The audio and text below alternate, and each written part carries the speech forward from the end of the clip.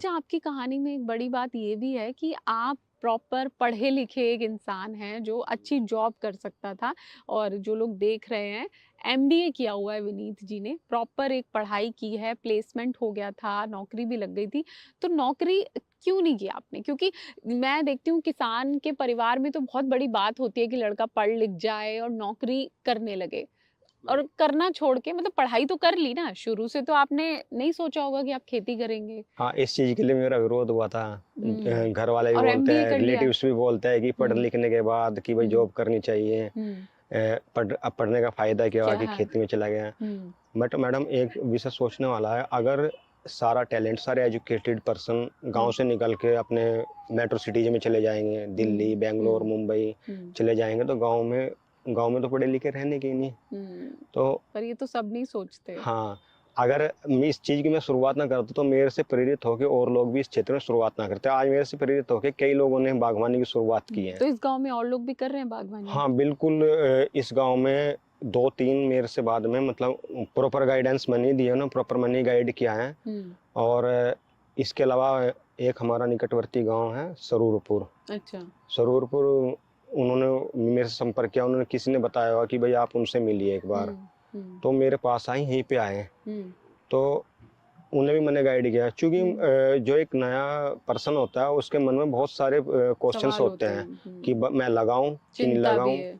कैसे लगाना है, क्या करना है, पेड़ प्लांट्स मुझे कहाँ से मिलेंगे। बहुत सारे क्वेश्चन उसके मन में होते हैं।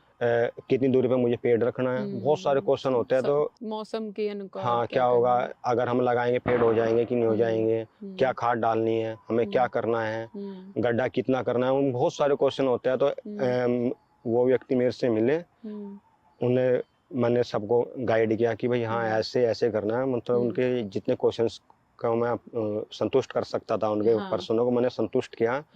उसके बाद वो लगाने के लिए प्रेरित हुए, उन्होंने बाग लगाया। तो मैं मानता हूँ इस क्षेत्र के लिए ये चीज़ अच्छी भी है। हमारे यहाँ प्लांटेशन की बहुत ज़्यादा ज़रूरत है। मतलब आप ये भी कह रहे हो कि सिर्फ एक किसान के तौर पे नहीं, मतलब एक जिम्मेदार इंसान के तौर पे भी ज़रूरी है कि हाँ, बागवानी करें। प्रथम तो मैम हम इस राष्ट्र के नागरिक हैं। तो एक नागरिक की हमारी जिम्मेदारी होती है। तो आपको लगता है कि बागवानी हर तरह से फायदेमंद क्रॉप है, बजाय हाँ, कि धान, गेहूं या गन्ना की? बिल्कुल बिल्कुल। और मैडम ये होना भी चाहिए। अगर मान के चलिए पूरा देश, सभी किसान एक फसल के कोई लगाते रहेंगे तो क्या होगा, मार्केट में अगर कोई चीज़ ज़्यादा जाएगी तो उसकी वैल्यू कम होगी। इकोनॉमिक्स का बेसिक रूल यही है। रूल यही है। तो हमारे यहाँ मतलब फसलों का वर्गीकरण होना चाहिए। ये नहीं कि एक ही फसल को पूरा, जैसे मतलब मैं यहाँ पे अपने गांव का ही बताता हूँ। गांव का क्या, ये हर गांव की यही स्टोरी है, पूरे हमारे भारत की यही स्टोरी है। सभी एक ही फसल के पीछे लगाने के लिए चल देते हैं। एक बार लगा दिया होएगी तो बेचेंगे, बस कभी खत्म। जैसे मैंने अपने पापा से, अपनी बड़ी माता जी से, उनसे मैंने सुना है, पिताजी हमारे बताते हैं कि भाई किसी समय हमारे यहाँ पे मिर्च बहुत ज्यादा होती थी। फिर टमाटर बहुत ज़्यादा होता था। जब मैं छोटा था मैंने देखा कि हमारे पूरा एरिया में बहुत ज़्यादा मूली होती थी। और स्थिति होती थी जो मैंने स्वयं देखा है, इतनी मूली होती थी कि वहाँ पे मंडी में बिकती नहीं थी। वो उन्हें ऐसे खोल के आ जाते थे मंडी में। कई बार मैंने देखा है, हमारा रास्ता यहाँ गया, कच्चा रास्ता था, यहाँ पे मूलियाँ उखाड़ते थे और रास्ते पे डाल देते थे और बहुत बुरी बदबू यहाँ पे हो जाती थी। तो ये सिचुएशन भी किसान के साथ आती है। अगर किसान थोड़ा सा ये सोचे कि अगर हम सभी एक ही फसल लगाएंगे तो उसका रेट हमें नहीं मिलेगा, किसी को भी फायदा नहीं होगा। फायदा नहीं होगा।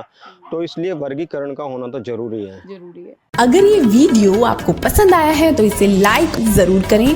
अगर चैनल अभी तक सब्सक्राइब नहीं किया है तो कर लें और नोटिफिकेशन पाने के लिए बेल आइकन भी दबा दें।